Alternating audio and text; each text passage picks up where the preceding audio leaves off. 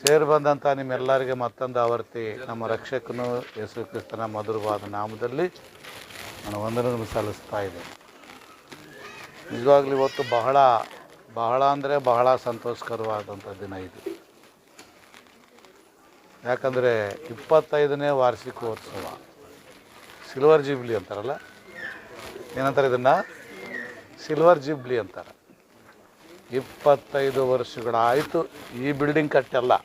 ಮತ್ತು ನೀವು ಹಂಗೆ ಅನ್ಕೊಂಡಿರಿ, ನಾನು ಈ ಬಿಲ್ಡಿಂಗ್ ಕಟ್ಟಿ 22 ವರ್ಷ ಆಗಿರ್ತೈತೆ. ನಾನು ಅದಕ್ಕೆ ಮುಂದೆ ಸೇವೆ ಸ್ಟಾರ್ಟ್ ಮಾಡಿದ್ದೀನಿ. 25 ವರ್ಷ ಆಯಿತು ಸೇವೆ ಕಂಪ್ಲೀಟ್ ಆಗಿ. ಸಹೋದರರು ಹೇಳ್ದಂಗೆ ಕುಡಿತನಲ್ಲಿ ಸೇವೆ ಇಲ್ಲ, ಸುವಾರ್ತೆ ಇಲ್ಲ, ಚರ್ಚೆ ಇಲ್ಲ, ದೇವ್ರ ಮಕ್ಕಳಿಲ್ಲ. ಟೋಟಲಾಗಿ ಹೇಳ್ಬೇಕಂದ್ರೆ ಬಳ್ಳಾರಿ ಜಿಲ್ಲೆಯಲ್ಲಿ ಕ್ರಿಸ್ತನ ಸಭೆಗಳೇ ಇಲ್ಲ. ಭಾಳ ಆಶ್ಚರ್ಯವಾಗಿ ದೇವರು ತನ್ನ ಕೆಲಸ ಮಾಡಿ ಮುಗಿಸಿದ್ದಾನೆ. ನಿಜವಾಗಂದರೆ ನಮ್ಗೆ ಭಾಳ ಹೆಮ್ಮೆ ಅಂತಂದರೆ, ಅಲ್ಪರಾದಂಥ ನಮ್ಮ ಮೂಲಕ ದೇವರು ಕ್ರಿಸ್ತನ ಸಭೆಯ ಒಂದು ಸೇವೆಯನ್ನು ಇಷ್ಟು ಧಾರಾಳವಾಗಿ ನಡೆಸಿದ್ದು ಭಾಳ ಆಶ್ಚರ್ಯ. ತಿಮೋತಿ 17 ಪೌಲ್ ತಿಮೋತಿಗೆ ಹೇಳ್ತಾನಲ್ಲ, ದೈವಜನುಡು ಸನ್ನದ್ಧುಡೈ ಪ್ರತಿ ಸತ್ಕಾರ್ಯಮನಕ್ಕೂ ಸಿದ್ಧಪಡಿ ಉಂಡಾಲ.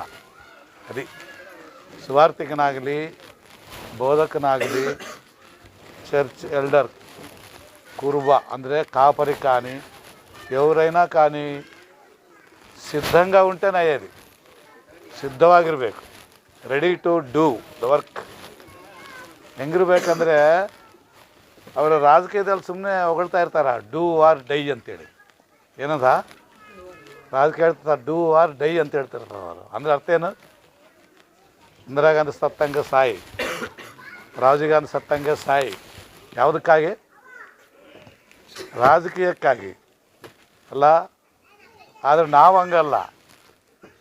బైబిల్ ಏನು ಹೇಳ್ತದೆ? సత్యవేద నా మట్టుకైతే బ్రతుకుట క్రీస్తే, చావైనా అది లాభమే, నేను ಸೇವೆలో ಚನಿಪೋಯಿನ ಲಾಭನೆ. ಸೇವೆಯಲ್ಲಿ ಈ ರೀತಿಯಾಗಿ ನಾನು ಕೊನೆಗಾಣಿಸ್ಕೊಂಡ್ರೂ ಕೂಡ ಪರವಾಗಿಲ್ಲ, ದೇವರಿಗಾಗಿ, ವಾಕ್ಯಕ್ಕಾಗಿ. ಇಂಥ ಅದ್ಭುತನಾದಂಥ ದೇವರ ಕೈಯಲ್ಲಿ ನಾವು ಈ ರೀತಿಯಾಗಿ ಉಪಯೋಗಿಸಲ್ಪಡ್ತಾ ಇರೋದು ಅಂದರೆ ಭಾಳ ಸಂತೋಷ, ಹೆಮ್ಮೆ. ಪ್ರತಿ ವರ್ಷ ಇದು ನಡೀತಾ ಇದೆ. ನಾವು ಆ್ಯನಿವರ್ಸರಿ ಮಾಡೋದು ಚರ್ಚ್ ಬಿಲ್ಡಿಂಗಿಗೆ ಅಲ್ಲ, ಅದರಲ್ಲಿ ಏನೂ ಇಲ್ಲ. ಯಾವುದರಲ್ಲಿ? ಚರ್ಚ್ ಬಿಲ್ಡಿಂಗ್ನಲ್ಲಿ ಏನೂ ಇಲ್ಲ. ನಾವು ಕೈಯಿಂದ ಕಟ್ಟಿದ್ದೆ ಅದು. ಅದರಲ್ಲಿ ದೇವರು ಇರ್ತಾನಂತ ಅನ್ಕೋಬೇಡ್ರಿ. ದೇವರು ವಾಸಿಸುವಂಥ ಸ್ಥಳ ಯಾವುದಂದ್ರೆ ಯಾರು ಹೇಳ್ತೀರಾ? ಆನ್ಸರು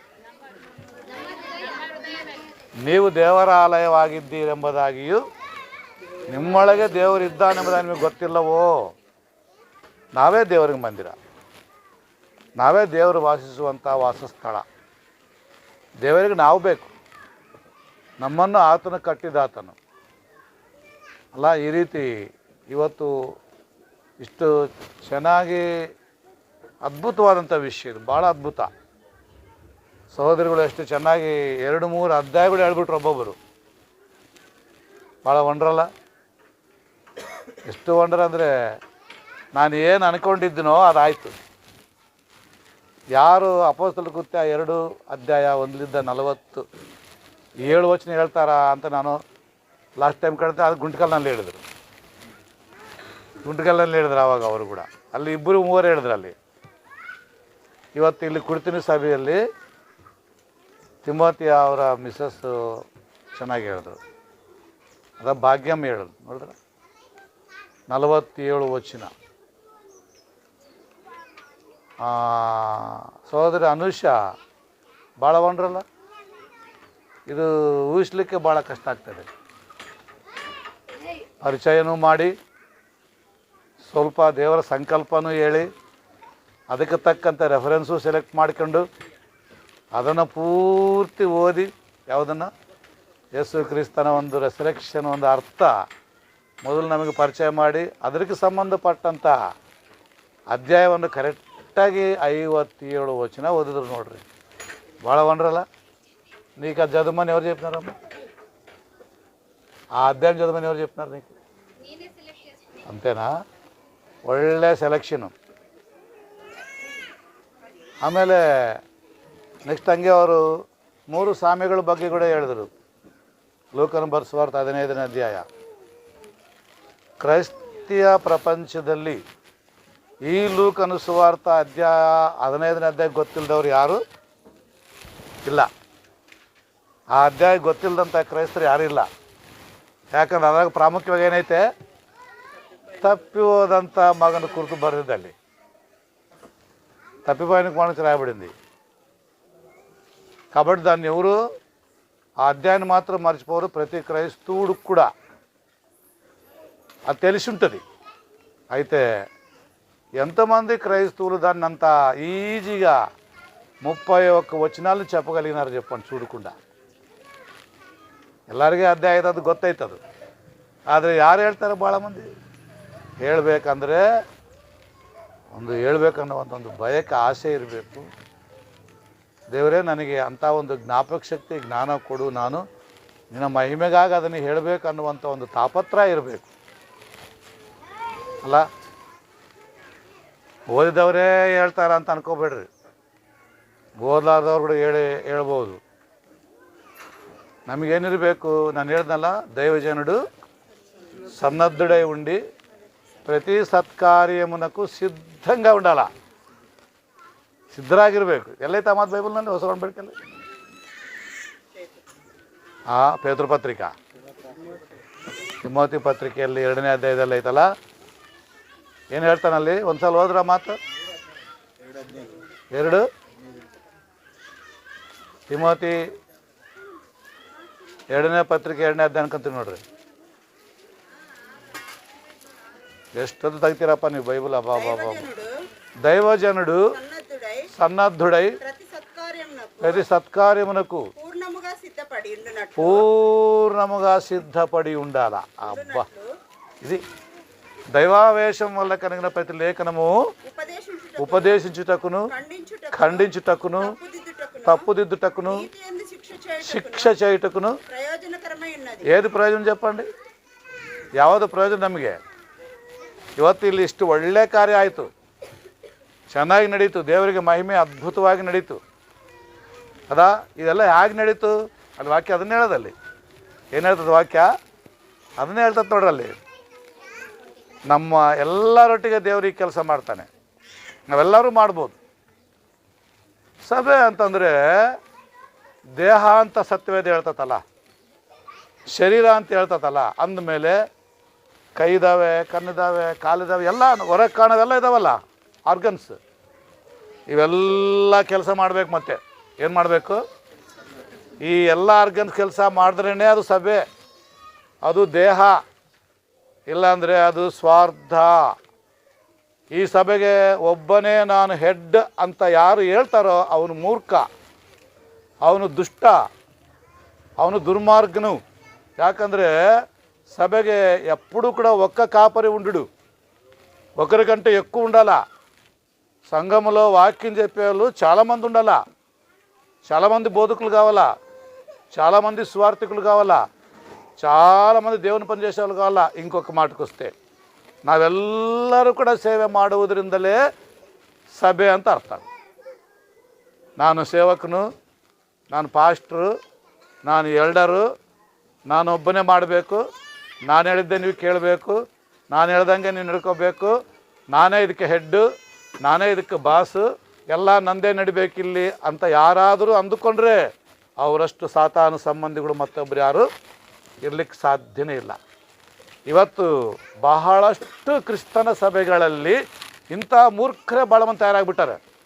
ಎಲ್ಲ ತಮ್ಮದೇ ಆದಂಗೆ ನಡೆಸ್ತಿರ್ತಾರೆ, ಯಾರನ್ನು ವಾಕ್ಯದಲ್ಲಿ ಬೆಳೆಸಂಗಿಲ್ಲ, ಯಾರಿಗೂ ವಾಕ್ಯದಲ್ಲಿ ಅವಕಾಶವನ್ನು ಕೊಡುವುದಿಲ್ಲ. ಏನಂದರೆ ಈ ರೀತಿ ಮೋಸದ ಒಂದು ಸೇವೆ ಮಾಡ್ತಾ ಇರ್ತಾರೆ. ನಾನು ಇಲ್ಲಿ ನೋಡಿದಾಗ ಭಾಳ ಆಶ್ಚರ್ಯ ಒಂದಾಯಿತು ಗೊತ್ತಾ. ಹೆಣ್ಮಕ್ಳು ಎಷ್ಟು ಆಸಕ್ತಿಯಿಂದ ಅಧ್ಯಾಯಗಳು ಹೇಳಿದ್ರು ನೋಡ್ರಿ. ಕ್ರಿಸ್ತನ ಸಭೆ ಬಗ್ಗೆ ಏನು ಸಂದೇಶ ಹುಡುಗ? ಜಾಯ್ ಸಂದೇಶನ, ಜೀವನ್ ಸಂದೇಶ, ಹರ್ಷ, ಜೀವನ್ ಹರ್ಷ ಹಂಗೈತಲ್ಲ ವಾಯ್ಸ್ ಕೂಡ. ಮಾತಾಡೋ ಮಾತುಗಳು ಜೀವನ ಇದ್ವಲ್ಲ, ಹಂಗೆ ಹರ್ಷದ್ದಿತ್ತಲ್ಲ. ಕಡೆಗೆ ಏನಂದು ಗೊತ್ತಾ ಹುಡುಗ? ಕಡೆಗೆ ಏನು ಹೇಳ್ದ? ಲಾಸ್ಟಿಗೆ ಏನು ಹೇಳ್ದ? ಒಂದೇ ಒಂದು ಸಭೆ, ಕ್ರಿಸ್ತನ ಸಭೆ, ನಿಜವಾದ ಸಭೆ, ಅದೇ ಕ್ರಿಸ್ತನ ಸಭೆ. ಹೆಂಗೆ ಹೇಳ್ತೀರಪ್ಪ, ನೀವು ಹೇಳ್ರಿ ನೋಡ, ಆ ಥಾಟ್ಸ್ ನಿಮ್ಗೆ ಬರ್ತಾವ? ಕ್ರಿಸ್ತನ ಸಭೆ ಹಿಂಗಿರ್ಬೇಕು, క్రీస్తు సంఘం ఇట్లుండాలా. యేసుప్రభు ఒకసారి ఒక మాట అన్నారు, ఏమన్నారంటే, నీ వీళ్ళ నోర్లు నువ్వు ముయిస్తే ఎవరు మాట్లాడతారు? ఏనమ్మా? కళ్ళుగులు మాట్లాడతావే, ఈ రాళ్ళు మాట్లాడతాయి, మీరు వాళ్ళ నోరు మీమంటున్నారేమో, రాళ్ళు మాట్లాడతాయి అన్నాడు. ఇప్పుడు ఆ రాళ్ళే ఇవి మాట్లాడింది పిల్లలు, వీళ్ళందరూ అవే సజీవమైన రాళ్ళు, అవే మాట్లాడింది. ఎందుకు మాట్లాడేటప్పుడు కదా. నిజంగా అంటే నేను వాళ్ళకి చెప్పినాను, నా మాటలు విని మీ పిల్లల్ని అట్లే పెంచండి. ఇప్పుడు ఏం చెప్పినాడో ఆ లెక్కలో అదే రీతిగా పెంచండి, అట్లే పెంచండి. ఫ్యూచర్లో అట్లా ఆయన ప్రీచర్ కానీ మంచి బోధకుడు సేవకుడు కానీ చెప్పినాను నేను. ఎందుకంటే మొదటి వారు కడపటి వారు అవుతారు, కడపటి వారు మొదటి వారే అవుతారు. దాన్ని చెప్పే కాదు. సరే, ఇంత జ్ఞాపక శక్తి ఎట్లా వచ్చింది మీకు? ఇంత తెలివి ఎట్లా వచ్చింది? ఇంత బాగా మీకు ఎట్లా వచ్చింది? చెప్పాలని, ఈ ధైర్యం స్టేజ్ కాడ చెప్పాలని, సేవకుల ముందరు చెప్పాలని, బోధకుల ముందరు చెప్పాలని కదా, ఇంత బాగా చెప్పాలని, ఇంత ధైర్యం మీకు ఎట్లా వచ్చింది? రావాలా? ఎందుకంటే మనం ఎవరు దేవుని ప్రియులు కాబట్టి. ఫిలిప్పీలు రాసిన పత్రిక 1వ అధ్యాయం, ಫಿಲಿಪ್ಪಿದವ್ರಿಗೆ ಬರೆದ ಪತ್ರಿಕೆ 1ನೇ ಅಧ್ಯಾಯ 9ನೇ ವಚನ ಸ್ವಲ್ಪ ನಾವು ಓದ್ತಾ ಬರೋಣ. ಕನ್ನಡದಾಗ ಓದ್ರಿ ಪ್ರಿಯರೇ ಸಹೋದರರು. ಮತ್ತು ನಾನು ದೇವರನ್ನು ಪ್ರಾರ್ಥಿಸಿ, ನಿಮ್ಮ ಪ್ರೀತಿಯು ಯಾರ ಪ್ರೀತಿ? ನಿಮ್ಮಂದ್ರೆ ಯಾರು? ಸಭೆ ಅಂದ್ರೆ ಯಾರು? ಅಂದ್ರೆ ಯಾರು? ರಕ್ಷಣೆ ಹೊಂದವರು. ಹೆಂಗೆ ರಕ್ಷಣೆ ಹೊಂದಿದ್ದೀರಾ ಅಲ್ಲ? ಯೇಸು ಕ್ರಿಸ್ತನ ರಕ್ತದಿಂದ. ಈ ರೀತಿ ಅಲ್ಲ. ಮತ್ತೆ ನೋಡ್ರಿ, ನಿಮಗೋಸ್ಕರ ನಾವು ಪ್ರಾರ್ಥನೆ ಮಾಡ್ತಾ ಇದ್ದೀವಿ. ಓದ್ರಿ ಇವಾಗ. ಓದ್ರಿ. ಹೆಚ್ಚುತ್ತಾ ಹೆಚ್ಚುತ್ತಾ ಏನ್ ಬರ್ಬೇಕಂತೆ? ಬಂತ ಜ್ಞಾನ ಇವ್ರಿಗೆ? ಬಂತ ಸಂದೆ? ಅದು ಕೂಡ ಮೊನ್ನೆ ವಾಕ್ಯ ಹೇಳ್ದ ಪೂರ್ತಿ. ಚೆನ್ನಾಗಿ ಹೇಳ್ದ. ಈಗ ಹೇಳಂದ್ರೆ ಅವಾಗ ಯಾಕೆ ನಾಚಿಕೆ ಆಗ್ಬಿಟ್ಟು ಅವ್ರೆ ಹೌದಾ? ಸಂದೀಪ್ ಕೂಡ ವಾಕ್ಯ ಹೇಳ್ದ, ನಿಂತ್ಕೊಂಡು ಸುಮ್ಮನೆ ಹೇಳ್ಕೊಂಡು ನಮಸ್ಕಾರ ತಗೋಬಿಟ್ಟ. ಹೌದಾ? ಎಲ್ಲಿದ್ದ ಬಂತು ಈ ಜ್ಞಾನ? ಇದು ಯಾವ ಜ್ಞಾನ ಇದು? ಆ ವಚನ ಪೂರ್ತಿ ಒಂದು ಸ್ವಲ್ಪ ನೋಡೋಣ. ಪೂರ್ಣ ಜ್ಞಾನ ವಿವೇಕಗಳಿಂದ ಕೂಡಿ ಉತ್ತಮ ಕಾರ್ಯಗಳು ಯಾವೆಂದು ನೀವು ಅದು ಇವತ್ತಿಲ್ಲಿ ಮಾಡ್ಯಾರ ನೋಡ್ರಿ. ಯಾವ ಕಾರ್ಯಗಳಂತೆ? ಉತ್ತಮವಾದ ಕಾರ್ಯಗಳು ಯಾವುವೆಂಬುದಾಗಿ ನೀವು ಆಲೋಚನೆ ಮಾಡಿ ಅವನ್ನು ಮಾಡ್ತಾ ಇದ್ದೀರಿ. ಆ ರೀತಿ ನೀವು ಬೆಳಿಬೇಕೆಂಬುದಾಗಿ ಜ್ಞಾನದಲ್ಲೂ, ವಾಕ್ಯದಲ್ಲೂ, ಪ್ರಾರ್ಥನೆಯಲ್ಲಿ, ಆಧ್ಯಾತ್ಮಿಕದಲ್ಲಿ, ವಾಕ್ಯದಲ್ಲಿ ಎಲ್ಲ ಈ ರೀತಿ ನೀವು ಬೆಳಿಬೇಕೆಂಬುದಾಗಿ ನಾನು ನಿಮಗೋಸ್ಕರ ಪ್ರಾರ್ಥನೆ ಮಾಡ್ತಾ ಇದ್ದೇನೆ ಅಂತ ಯಾರು ಹೇಳಿದ್ದಲ್ಲಿ? ಅಪೊಸ್ತಲನಾದಂಥ ಪೌಲನ ಹೇಳಿದಂಥ ಮಾತದು. ಎಷ್ಟು ಚೆನ್ನಾಗಿದೆಯಲ್ಲ? ಎಷ್ಟು ಚೆನ್ನಾಗಿ ಹೇಳ್ತಾ ನೋಡಿ. ಸಭೆ ಆಗಿರ್ಬೇಕಂತೆ. ಹೇಗಿರ್ಬೇಕು? ಜ್ಞಾನದಲ್ಲಿ ಇಂಪ್ರೂವ್ ಆಗಬೇಕು. ಯಾವ ಜ್ಞಾನ? ಡಿಗ್ರಿ ಓದ್ರಿ, MBBS ಓದ್ರಿ, IAS ಓದ್ರಿ, ಇವು ಯಾವಾದರೂ ಓದ್ಕೊಂಡು ಆ ಜ್ಞಾನ ಬಗ್ಗೆ ಇಲ್ಲಿ ಮಾತಾಡ್ತಿಲ್ಲ. ಇಲ್ಲಿ ಮಾತಾಡುವಂಥ ಜ್ಞಾನ ಗಾಡ್ಲಿ ನಾಲೆಡ್ಜ್. ಏನಂತೆ? ದೈವಜ್ಞಾನ. ಇದು ದೇವರ ಒಂದು ಜ್ಞಾನ. ನೋಡೋಣ, ಯಾಕೋಬನ ಬರೆದ ಪುಸ್ತಕ 3ನೇ ಅಧ್ಯಾಯ 5ನೇ ವಚನ ನೋಡ್ರಿ. ಈ ಜ್ಞಾನ ಎಲ್ಲಿಂದ ನಮಗೆ ಸಿಕ್ಕಿತು? ಎಲ್ಲಿಂದ ಬಂತು ನಮಗೆ ಈ ಜ್ಞಾನ? ನೋಡ್ರಿ, ಯಾಕೋಬನ ಬರೆದ ಪುಸ್ತಕ 3ನೇ ಅಧ್ಯಾಯ 15ನೇ ವಚನ ಓದಪ್ಪ. ಅದಂದ್ರೆ ಯಾವುದು? ಅದಂದ್ರೆ ಯಾವುದು? ಜ್ಞಾನ. ಜ್ಞಾನ ಅಂದ್ರೆ ಏನು? ವಾಕ್ಯ. ವಾಕ್ಯ ಅಂದ್ರೆ ಏನು? ಯೇಸು ಕ್ರಿಸ್ತನು. ಯೇಸು ಅಂದ್ರೆ ಯಾರು? ದೇವರ ಮಗನು. ದೇವರ ಮಗನಂದ್ರೆ ಅರ್ಥ ಏನು? ದೇವರು ಅಲ್ಲ, ದೇವರು, ದೇವರ ಮಗನು, ದೇವರ ವಾಕ್ಯ ಅಲ್ಲ. ಎಲ್ಲಿಂದ ಬಂತಂತ ಅಲ್ಲಿ ಹೇಳ್ತಾ ನೋಡ್ರಿ. ಮೇಲಿಂದ ಬಂತು. ಎಲ್ಲಿಂದ? ಆ ವಾಕ್ಯವು ಶರೀರಧಾರಿಯಾಗಿ ಕೃಪಾ ಸತ್ಯ ಸಂಪೂರ್ಣಾಗಿ ನಮ್ಮ ಮಧ್ಯಕ್ಕೆ ಬಂದ. ಬೇಲಿಂದ ಬಂದಂಥ ವಾಕ್ಯ, ಪರಲೋಕದಿಂದ ಬಂದಂಥ ವಾಕ್ಯ. ಯಾವ ರೀತಿ ಬಂತು ಈ ವಾಕ್ಯ? ಈ ಜ್ಞಾನ ಹೆಂಗೆ ಬಂತು ಈ ಜ್ಞಾನ? ಫಿಲಿಪ್ಪಿದವರು ಬರೆದ ಪತ್ರಿಕೆ 2ನೇ ಅಧ್ಯಾಯ 6ನೇ ವಚನ ಓದ್ರಿ ಸ್ವಲ್ಪ. ಫಿಲಿಪ್ಪಿದವರು ಬರೆದ ಪತ್ರಿಕೆ 2ನೇ ಅಧ್ಯಾಯ 6ನೇ ವಚನ. ಆತನು ಈ ಜ್ಞಾನ ಹೇಗೆ ಬಂತು ಭೂಲೋಕಕ್ಕೆ ನೋಡ್ರಿ. ಆತನು ದೇವ ಸ್ವರೂಪನಾಗಿದ್ದರು. ದೇವ ಸ್ವರೂಪ ಅಂದ್ರೆ ಅಂದ್ರೆ ದೇವರಲ್ಲ. ದೇವರಲ್ಲ. ಕೆಳಗೆ ಹೇಳ್ತಾನೆ ಅದೇ ನೋಡ್ರಿ. ಆತನು ದೇವರು ಸಮಾನನಾಗಿದ್ದನು. ಮತ್ತೆ ಹೋದ್ರ ಮತ ಸಮಾನನಾಗಿದ್ದ ಅಮೂಲ್ಯ ಪದವನ್ನು ಎಣಿಸದೆ ತನ್ನನ್ನು ಬರಿದು ಮಾಡಿಕೊಂಡು ಧರಿಸಿಕೊಂಡು ಮನುಷ್ಯರಿಗೆ ಅದೃಶ್ಯನಾದ ಸಾದೃಶ್ಯ ನೀನು ನೋಡೋದು ನನಗೆ ಬೇರೆ ಬೇರೆ ಕಾಣ್ತದೆ ಅದು ಸದೃಶ್ಯನಾದನು ಹೇಗೆ ದೇವರ ಈ ರೀತಿ ಮಾನವನಾಗಿ ಭೂಲೋಕಕ್ಕೆ ಬಂದ ಜ್ಞಾನ ಎಲ್ಲಿಂದ ಬಂದ ಆಯ್ತಾ ಮೇಲಿಂದ ಬಂದ ಅದನ್ನೇ ಹೇಳ್ದ ಪರಲೋಕದಿಂದ ಬಂದಂಥವನು ನಾನೇ ತಿರುಗಿ ಅಲ್ಲಿಗೆ ಹೋಗುವಂಥವನು ಕೂಡ ನಾನೇ ಮಾರ್ಗ ನಾನೇ ಸತ್ಯ ನಾನೇ ಜೀವ ನನ್ನಿಂದಲೇ ಹೊರತು ಮತ್ತು ಯಾರು ತಂದೆಯ ಬಳಿಗೆ ಬರಲಿಕ್ಕೆ ಸಾಧ್ಯವೇ ಇಲ್ಲ ಯಾಕೋ 3:15 ಅಲ್ಲ ಮೇಲಿಂದ ಬಂದಂಥ ಈ ಜ್ಞಾನ ನೋಡ್ರಿ ಮತ್ತೆ ಅದನ್ನು ಕಂಟಿನ್ಯೂ ಮಾಡ್ರಂಗೆ ಹಂಗೆ ಇಟ್ಕೋಬೇಕವು ಒಬ್ಬರೇ ಓದ್ತಾ ಇದ್ರೆ ಕಷ್ಟ ಆಯ್ತು ಎಲ್ಲರೂ ಓದಬೇಕು ಜ್ಞಾನವಲ್ಲ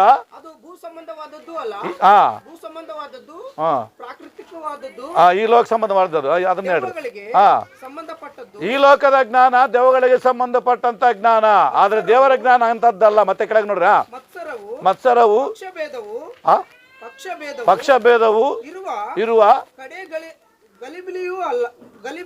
ಗಲಿಬಿಲಿಯೂ ಅಲ್ಲ ಈ ಜ್ಞಾನ ಕಕ್ಷೆ ಅಲ್ಲ ಭೇದ ಅಲ್ಲ ಗಲಿಬಿಲಿ ಅಲ್ಲ ಕೀಡಲ್ಲ ಇಂಥದ್ದು ಏನೂ ಅಲ್ಲ ಈ ವಾಕ್ಯ ಈ ಜ್ಞಾನ ಮತ್ತೆ ಕೆಳಗ ಆದರೆ ಮೇಲಿನಿಂದ ಬರುವ ಜ್ಞಾನವು ಮೊದಲು ಯಾವ ಜ್ಞಾನ ಮೇಲಿನಿಂದ ಬಂದಂತ ಜ್ಞಾನ ಎಂತ ಜ್ಞಾನ ಅದು ಯೇಸು ಕ್ರಿಸ್ತನು ಎಂತ ವ್ಯಕ್ತಿ ಆತನು ಯೋಹಾನ್ ಸುವಾರ್ತೆ 8:46 ನನ್ನಲ್ಲಿ ಪಾಪವಿದೆ ಎಂಬುದಾಗಿ ಯಾರಾದರೂ ನಿರೂಪಿಸಬಲ್ಲಿರೋ ಅಂತ ಕೇಳ್ದ ಕ್ವಶನ್ ಹಾಕಿದ ಅಲ್ಲಿ ಶಾಸ್ತ್ರಜ್ಞ ಪರಿಸಾಯರಿಗೆ ಎಷ್ಟು ಅದ್ಭುತವಾದಂಥ ದೇವರು ನೋಡ್ರಿ ಪರಿಶುದ್ಧನು ವಾಕ್ಯ ಹೇಳ್ತದ ಅದು ಮೊದಲು ಪರಿಶುದ್ಧವಾದದ್ದು ಮೇಲಿಂದ ಬಂದಂಥ ಜ್ಞಾನ ಎನ್ನುವಂಥ ವಾಕ್ಯ ಎನ್ನುವಂಥ ಕ್ರಿಸ್ತನೆನ್ನುವಂಥ ದೇವರು ಆ ದೇವರನ್ನುವಂಥ ದೇವರ ಮಗನು ಅದನ್ನು ಪರಿಶುದ್ಧನು ಏನಂತೆ ಆತನು ಪರಿಶುದ್ಧನು ಮತ್ತೆ ಅದನ್ನು ಕಂಟಿ ಮಾಡು ಅದನ್ನು ಸಮಾಧಾನಕರವಾದದ್ದು ವಿನಯವುಳ್ಳದ್ದು ಒಪ್ಪುಕೊಳ್ಳುವಂಥದ್ದು ಕರುಣೆ ಮುಂತಾದ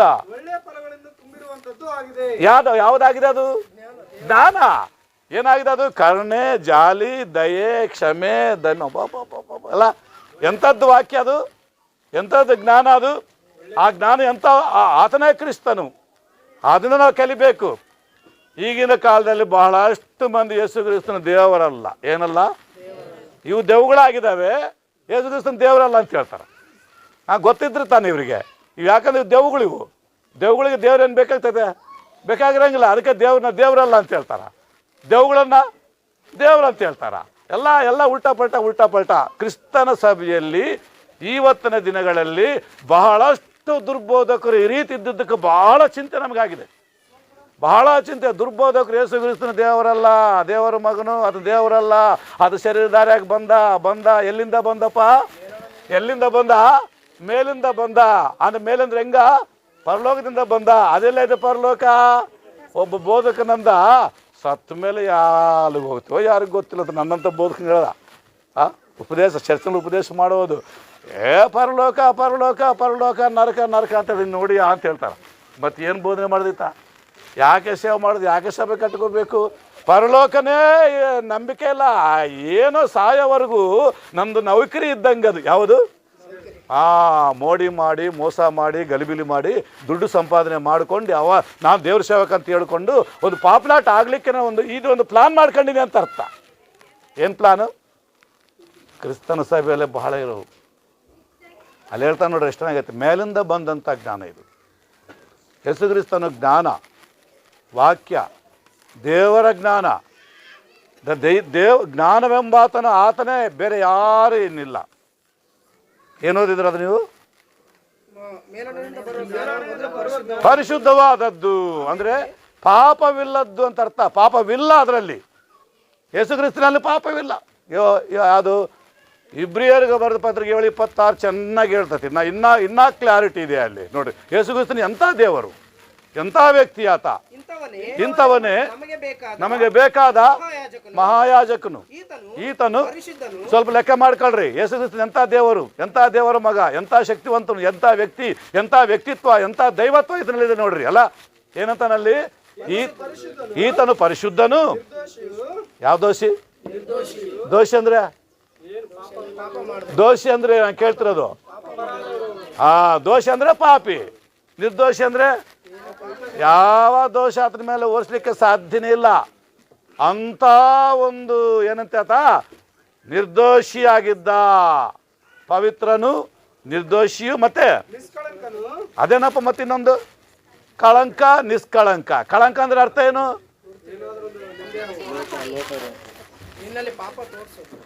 ಶಿವರಾಜ್, ಕಳಂಕ అంటే ఇంగ్లీష్లో ఏమంటారు? కళంక ఇంగ్లీష్ చెప్పప్ప. Blame blame blame blame blame కళంకం అంటే బ్లేమ్. చిన్న చిన్న సార్లు తెలియకపోతే ఎట్లా మీకు? ఇంక పెద్ద చెప్పాలంటే చాలా లాంగ్ అవుతాయి కదా. కళంకం ఎవరు నీ పైన ఏలెత్తి చూపించకూడదు. Blameless, blameless. ఎవరు బ్లేమ్లెస్? ఈ వాక్యం బ్లేమ్లెస్, ఈ జ్ఞానం బ్లేమ్లెస్, ఈ దేవుని కుమారుడు క్రీస్తు బ్లేమ్లెస్. ఈయన పాపం లేనివాడు, పరిశుద్ధుడు, నిష్కల్మసుడు. మరి నెక్స్ట్ ఇంకోటి నాలుగోది, పాపుల్లో చేరక ఇతనెంత దేవురప్ప బాబా. ఇట్లా యేసుక్రీస్తు గురించి వాక్యం చెప్తా ఉంటే కొంతమంది క్రీస్తు సంఘంలో దుర్బోధకులు యేసుక్రీస్తు దేవుడు గాడు, దేవుడు గాడు, దేవుడు గాడు, మేము ఛాలెంజ్ చేస్తాం, డిబేట్ చేస్తాం, కొట్లాడతాం, రమ్మను రమ్మను అని చెప్పని కూర్చుంటే ఏమి లేదు, ఏం లే. యేసుక్రీస్తు దేవుడు కాదని దగ్గర ఉంటారు, యేసు ప్రభు దేవుడు అన్న దగ్గర ఉంటారు, దేవుడు అన్న దగ్గర ఉంటారు, కాని దగ్గర ఉంటారు. వీళ్ళ గురి అంతా కేవలం ఒక్కటే, అర్నింగ్ మనీ. ఏది?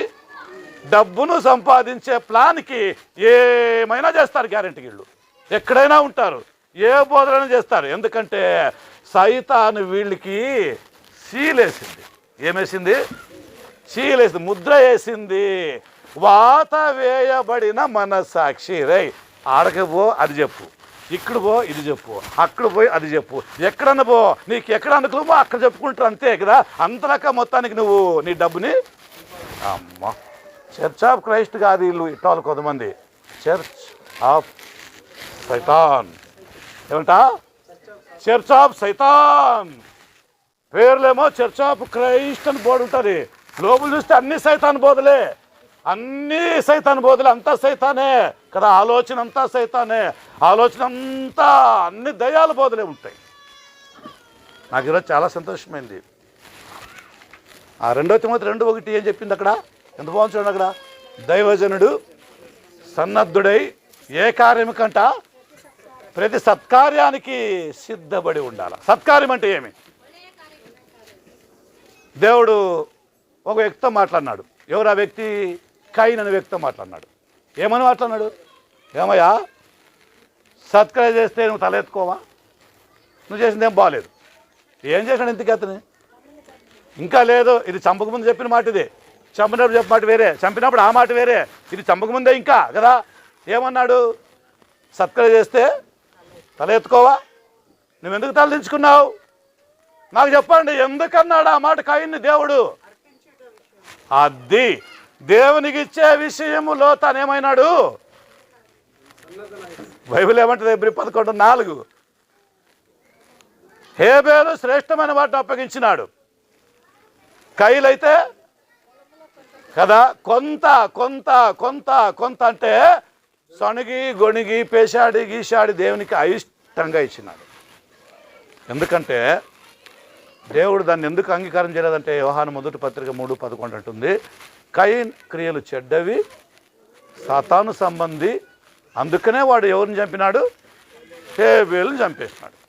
తమను యాక్కొంద ಕ್ರಿಯೆಗಳು ಸರಿ ಇಲ್ಲ, ಇವನ ಆಲೋಚನೆ ಸರಿ ಇಲ್ಲ. ತಮ್ಮನ ಮೇಲೆ ಸಿಟ್ಟುಕೊಂಡ. ಆವಾಗ ದೇವರು ಕೇಳ್ದ, ಸಿಟ್ಟಾಕಿ ನಿನಗೆ? ಯಾಕೆ ಸಿಟ್ಟಪ್ಪ ನಿನಗೆ? ನೀನು ಒಳ್ಳೆ ಕಾರ್ಯ ಮಾಡಿದಿರ್ತಾನೆ, ನಾನು ಅಂಗೀಕಾರ ಮಾಡ್ದ ಅರ್ಪಣೆ, ನೀನು ಅರ್ಪಣೆಯೇ ನನಗೆ ಅಂಗೀಕಾರ ಆಗಿಲ್ಲ, ನೀನು ಅವನ ಮೇಲೆ ಯಾಕೆ ಸಿಟ್ಟಾಗ್ತೀಯ? ಯಾರ ಮೇಲೆ ಅಲ್ಲ? ಆಯಿತು, ಒಂದಿನ ಕೊಂದ. ಯಾರನ್ನ? ಹೇಬೆಲ್ನ ಕೊಂದ. ಆವಾಗ ಏನು ಕೇಳ್ದ ದೇವರು? ಸತ್ಕ್ರಿಯೆಯನ್ನು ಮತ್ತೆ ಆವಾಗ ಕೇಳಿಲ್ಲ, ಅದಕ್ಕೆ ಮುಂಚೆ ಸತ್ಕ್ರಿಯೆ ಅಂತ ಕೇಳಿದ್ದು. ಈಗೇನು ಕೇಳ್ತಾನ? ನಿನ್ನ ತಮ್ಮ ಎಲ್ಲಿ ಅಂತ ಕೇಳ್ದ. ಯಾರು? ನಿನ್ನ ತಮ್ಮ ಎಲ್ಲಿ ಅಂತ ಕೇಳ್ದ. ಆನ್ಸರ್ ಹೆಂಗಿತ್ತು? ಒರಟಾಗಿತ್ತು, ಹಂಗಿಂಗಲ್ಲ. ఒరటాగిತ್ತು, మోటగా ఉండే, రఫ్గా ఉండే. వాడు మాటలే మాటలు అట్లా దయ్యం చూరుకుని మన దగ్గర ఏమని దొరుకున్నారు? అపాధి సంబంధం కదా, కైన్ అపాధి సంబంధి కదా, వాళ్ళు ఎవరున్నారు? అందుకే అది మాట్లాడుతుంది. ఏమని, నేనేమైనా నా తమ్మునికి ఏమైనా వాచ్మెన్ నా అన్నాడు. ఏమన్నాడు? నేనే వాచ్మెన్ నా అన్నాడు. తెలుదా? ఏమైనా తెలీదా? ತಮ್ಮ ಏನಾದೋ ಗೊತ್ತಿಲ್ವಾ? ಅಲ್ಲ, ಹೇಬೇಲನಂತೆ ನಾವು ಒಳ್ಳೆಯ ಕಾರ್ಯಗಳು ಮಾಡಬೇಕು. ದೇವರಿಗೆ ಇಷ್ಟವಾದಂಥ ಅರ್ಪಣೆ ನಮ್ಮದಾಗಿರಬೇಕು. ದೇವರ ಅಂಗೀಕಾರ ಮಾಡುವಂಥ ಅರ್ಪಣೆ ನಮ್ಮದಾಗಿರಬೇಕು. ದೇವರು ಸ್ವೀಕರಿಸುವಂಥ ಅರ್ಪಣೆ ನಮ್ಮದಾಗಿರಬೇಕು. Acceptable worship ನಮ್ಮದಾಗಿರಬೇಕು. ಹೇಬೇಲ್ನಂಗಿರಬೇಕು, ಕೈನ ಹಾಗಿರಬಾರ್ದು. ಇವತ್ತು ನೀವು ಇಷ್ಟೆಲ್ಲ ಸೇವೆ ಮಾಡಿದ್ರಿ. ಮೊನ್ನೆ 15ನೇ ತಾರೀಕು ಭಾಳ ಅದ್ಭುತವಾಗಿತ್ತು. ನಾನು ಅವತ್ತು ಕೂಡ ಬಂದಿನಲ್ಲ, 15ನೇ ತಾರೀಕು ಕೂಡ ಭಾಳ ಅದ್ಭುತವಾಗಿತ್ತು. ಆವತ್ತು ಕೂಡ ಇವರೆಲ್ಲ ಈ ವಾಕ್ಯಗಳೆಲ್ಲ ಹೇಳಿದ್ರು. ಮತ್ತು ಇವತ್ತು ಹಾಗೆ ಮತ್ತು ಸೆಕೆಂಡ್ ಟೈಮ್ ಹೇಳಿದ್ರು, ಚೆನ್ನಾಗಿ ಹೇಳಿದ್ರು. ಅವತ್ತು ನೋಡಿದ್ರೆ ನನಗೆ ಭಾಳ ಆಶ್ಚರ್ಯ ಅನ್ನಿಸ್ತು. ಗುಂಡ್ಕಲ್ನಲ್ಲಿ ಕೂಡ ಭಾಳ ಆಶ್ಚರ್ಯ ಅನ್ನಿಸ್ತು. ಇವೆಲ್ಲ ಈ ರೀತಿಯಾಗಿ ಯಾಕೆ ಡೆವಲಪ್ ಆಗ್ತದ್ರ? ಡೆವಲಪ್ ಯಾಕೆ ಆಗಬೇಕು? ದೇವರ ಚಿತ್ತ ಇದೇ ಇತ್ತು, ಇದೇ ಆಗಬೇಕಾಗಿತ್ತು. ಈಗ ನಾವು ಇಷ್ಟೆಲ್ಲ ಸೇವೆ ಮಾಡ್ತಾಯಿದ್ದೀವಲ್ಲ, ಇಷ್ಟೆಲ್ಲ ಕೆಲಸ ಮಾಡ್ತಾಯಿದ್ದೀವಿ. ನಿನ್ನೆ ಮೊನ್ನೆ 3 ದಿನದಿಂದ ಇವರೆಷ್ಟು ಪ್ರಯಾಸ ಪಡ್ತಾ ಇದ್ದಾರೆ ಅಂದರೆ ಈ ಕಾರ್ಯ ನಡೆಸಬೇಕಂತ. ಸುಮಾರು 1 ವಾರ ಆಯ್ತಾ? 1 ವಾರಲಿದ್ದ ನನ್ನ ಹತ್ರ 1 ತಿಂಗಳಿದ್ದ ಮಾತಾಡ್ತಾ ಇದ್ದಾರೆ. ಯಾವಾಗಲಿದ್ದ? ಗುಂಡ್ಕಲ್ನಲ್ಲಿ ಬಂದು ಅವಾಗ ಮಾತಾಡ್ತಾ ಇದ್ದಾರೆ. ಏನಂತ? ಕರೆಂಟಾಗಿ ಬಂದಿಲ್ಲ. ಅವತ್ತೇ ಹೇಳ್ತಿದ್ದಾರೆ, ಈ ಥರ ಭಾಳ ಅದ್ದೂರಿಯಾಗಿ ಮಾಡೋಣ, ಗ್ರ್ಯಾಂಡಾಗಿ ಮಾಡೋಣ. ಏನು ಮಾಡ್ತಾರೆ ಗ್ರ್ಯಾಂಡಾಗಿ? ಏನು ಗ್ರ್ಯಾಂಡಾಗಿ ಮಾಡಬೇಕು? ನೀವು ನಿಜವಾದ ಜ್ಞಾನ ಹೊಂದ್ಕೊಂಡ್ರೆ ಸಾಕು. ಆ ಜ್ಞಾನನೇ ಗ್ರ್ಯಾಂಡ್ ಆಗಿಬಿಡ್ತೈತೆ. ನಮಗೆ ಈ ಲೋಕದಲ್ಲಿ ಏನು ಬೇಕಾಗಿಲ್ಲ. ಆದರೆ ನಾನು ತಿಮೋತಿಗೆ ಕೇಳ್ತಾ ಇದ್ದೀನಿ, ಇಲ್ಲಿ ಪ್ರಯಾಸ ಪಟ್ಟು ಕೆಲಸ ಮಾಡ್ತಿರುವಂಥ ಸಂದೀಪ, ಇಸಾಕ್, ಸೈಮನ್ ಪೀಟರ್ ಇವ್ರು ಕೇಳ್ತಾ ಇದ್ದೀನಿ, ನೀವು ಇಷ್ಟೆಲ್ಲ ಕಷ್ಟಪಟ್ಟು ಬಣ್ಣ ಹೊಡೆದಿರಾ, ಬಾಬಾ ಏನೇನೋ ಕ್ಲೀನ್ ಮಾಡಿರಿ, ಎಷ್ಟೆಷ್ಟು ಮಾಡಿರಿ, ಭಾಳ ಖರ್ಚು. ಇವರಂತೂ ನಿನ್ನೆ ಮೊನ್ನೆ ಬಳ್ಳಾರ್ನಾಗ ಒದ್ದಾಡ್ತಿದಾರೆ, ಕಡೆ ಒದ್ದಾಡ್ತಿದಾರೆ, ಎಲ್ಲ ಮಾಡ್ತಿದಾರ. ಈ ಸೇವೆ ಅಂಗೀಕಾರ ಆಯ್ತಾ? ಅಂಗೀಕಾರ ಆಯ್ತು ದೇವ್ರಿಗೆ? ಇದು ಎನಿ ಡೌಟು? ನಾನು ತೋರಿಸ್ಲಾ ಆಯ್ತಾ ಇಲ್ಲ ಅಂತ? ಆಗಿದಾ? ಈಗ ಹೇಳೋಣ ದೇವರಿಗೆ ಸ್ತೋತ್ರ, ಪ್ರೈಸ್ ದಿ ಲಾರ್ಡ್. ಅಲ್ಲ, ಯಾಕಂದ್ರೆ ಆಗಿದೆ ಇಲ್ಲ ದೇವರಿಗೆ ಅಂಗೀಕಾರ ಆಗಿದಾ ಅಂದರೆ ನಾವು ಹೆಂಗೆ ಅದನ್ನು ಆಲೋಚನೆ ಮಾಡಬೇಕು. ಮತ್ತೆ ನಂಬಿಕೆ ನಮ್ಮದು ಇರ್ಬೋದು, ಯಾವ ರೀತಿ ನಾನು ಮಾಡ್ಲಿಕ್ಕೆ ಒಳ್ಳೇದು ಅಂತ ನಮ್ಗೆ ನಂಬಿಕೆ ಇರ್ಬೋದು. ಅದು ದೇವರಿಗೆ ಮೆಚ್ಚುಗೆ ಆಗಬೇಕಲ್ಲ. ದೇವರ ಮಕ್ಕಳಾದ ನಮಗೆ ದೇವರ ವಾಕ್ಯಕ್ಕೆ ಅದು ಕರೆಕ್ಟಾಗಿ ಕೋಯಿನ್ಸೈಡ್ ಆಗಬೇಕು. ನಮ್ಮಷ್ಟು ನಾವೇ ಅಂದ್ಕೊಂಡ್ರಲ್ಲ, ವಾಕ್ಯ ಏನು ಹೇಳ್ತೈತೆ ಅನ್ನೋದನ್ನು ನೋಡಬೇಕು. ಯಾಕೆ ಕೈನ ಅರ್ಪಣೆ ಅಂಗೀಕಾರ ಆಗಿಲ್ಲ ಹೇಳ್ರಿ?